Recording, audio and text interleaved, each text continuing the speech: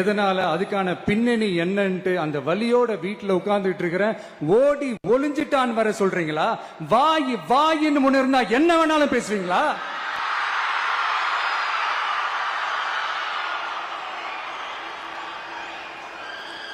மக்களே, நான் உங்களையே கேட்கிறேன், அன்னைக்கு அத்தனை கிரௌட் இருந்துச்சு, அந்த கிரௌடுக்கு தகுந்த மாதிரி போலீஸ் பாதுகாப்பு கொடுத்தாங்களா?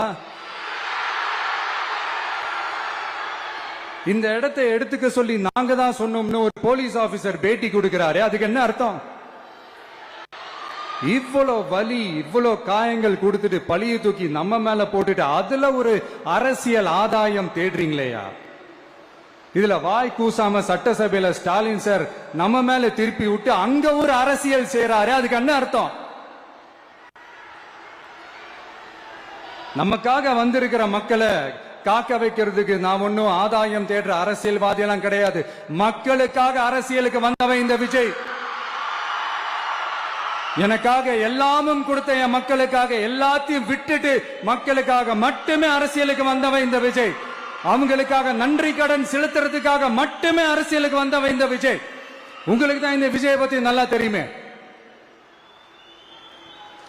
ஆனா நம்ம எல்லாருக்குமே இத்தனை வலிகள் காயங்கள் கொடுத்தவங்களுக்கு இந்த 2026 தேர்தலில் தக்க பதிலடி கொடுத்துட்டீங்க. ஆனா அது மட்டுமே பத்தாது மக்களே, அது மட்டுமே பத்தாது.